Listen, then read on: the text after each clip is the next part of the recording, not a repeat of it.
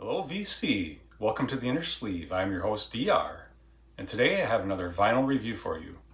And the album we're reviewing is the latest album from Megadeth, their self-titled. So this is their 17th studio album that was released on January 23rd, 2026. So just about a month ago from when I'm recording this video. So let's go take a look at the vinyl package here, and then we'll talk about the songs and the music. So it is a very glossy, expensive-looking cover. The songs here in the back. We have 11 songs on here. One of them obviously is a cover, and we'll talk about that when we get to the songs. Nice artwork here in the gatefold. It did come with this this nice booklet with lots of art. So you have art that's pretty much for each song. Each of these pieces of artwork reflect the music. So that's kind of cool. And then the jackets here with the had the lyrics on for each LP. And then for the other inner sleeve, we have the rest of the lyrics. Obviously, I put the vinyl in a MoFi inner sleeve because those glossy vinyl or those glossy paper ones aren't great for keeping the vinyl nice and clean. This is the very, very rare black vinyl. My record store guy was apologized because he didn't get his allotment in of the record store only or the indie store only pressing, but I didn't care. I just want the music. And then let's talk about the album. I'll try not to rant too much here, but let's start with a rant.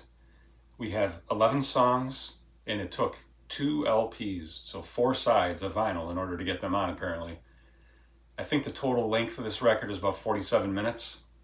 Certainly within the ballpark of fitting on 1 LP, and if they would have left the cover of Ride the Lightning off, which I think they should have, would have easily fit on 1 LP. It would have made so much better listening experience instead of having to get up every 10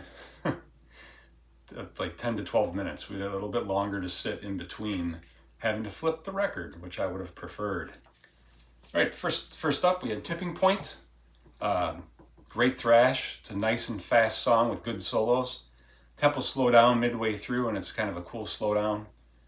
This one and the next song are probably my 2 favorite off the album. 5 out of 5 inner sleeves.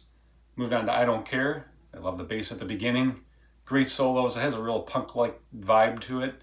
I gave it 5 out of 5 inner sleeves. Next one, Hey God. Not quite as strong as the first 2, but still good solid metal. I gave it 4 1/4 out of 5. And then after Hey God, we move on to Let There Be Shred. This is one I wish I wouldn't have seen the video before I heard the record. I wasn't a big fan, really, of the video. I think it's kind of corny, but whatever. I think it's another good thrasher, and I think it has amazing solos. I gave it 4 1/2 out of 5 inner sleeves. Puppet Parade is the 5th one. It's a good solid vibe to this one. More great solos. Yeah, this whole album is just kick-ass. Timu and Dave, their solos are just amazing. And I love the heavy part towards the end of Puppet Parade. I gave it 4 1/2 out of 5 inner sleeves. So you can tell I'm pretty much enjoying this record so far. Then we move on to Another Bad Day. I like the lyrics on this one. It's a catchy song that for a while I wasn't able to get out of my head. One of those annoying earworms, if you will. Timu is amazing, like I said. So many great solos. I gave it 4 1/2 out of 5 inner sleeves. Then we moved into Made to Kill. Another song with a punk vibe. It's a good fast tempo again, but this is one of the weaker songs on the album for me, so I gave it 4 out of 5. And then we move into Obey the Call. It's a classic Megadeth feel to this one. I like Dave's vocals on the verses better than the chorus. I think he sounds kind of weak on the chorus. And again, outstanding solos. And this was probably my second least favorite, along with the one before Made to Kill. So I gave Obey the Call 4 out of 5. Moving on to I Am War. Solid metal song with a catchy chorus.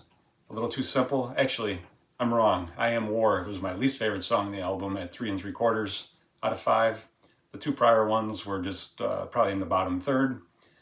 And then moving on to The Last Note, I love this. I love this song. What a swan song for Dave. I love the spoken part, the intro and the outro. Just great lyrics. The acoustic guitar in the intro and the outro, again, this just has a super cool vibe. And if this is the last album, this should have been the last song. I don't know why they put the cover, Ride the Lightning. I did not rate Ride the Lightning cover. I thought it was fine. It's a cover. So overall, scored the music just under 4.5 out of 5. Presentation, again, I really don't like the two LPs. So for me, I'm going to knock it down a full 1.5 points, down to 3.5 out of 5 for presentation. Quality was really good. This album really sounds good. I suppose maybe that is because they split it across two. I gave it 4.5 out of 5 for quality. And overall, we're just around 4.25 out of 5. And if the presentation would have been on one LP, it probably would have been damn close to 4.5 out of 5. So if you guys haven't picked up this album yet or haven't listened to it and you like Megadeth at all, you definitely need to do so. Awesome album. I think it's better. I'm not sure if it's better than this Sick to Dying and the Dead. I did like that one quite a bit. I would say it's equivalent. And it's definitely better than several of their other albums, in my opinion. I think this is really strong Megadeth. I'd been listening to some of their late 90s, 2000s stuff before, just a little while ago, and then I listened to this, and I am really impressed with this album. So I hope this isn't the last album, even though they say it is. Can't wait to see them on this, the final tour. Definitely going to try to get to a show or two during this long tour, going on for a couple of years, I think. Hope you guys enjoyed the video. If you did, please like and subscribe. Keep those turntables spinning. See ya.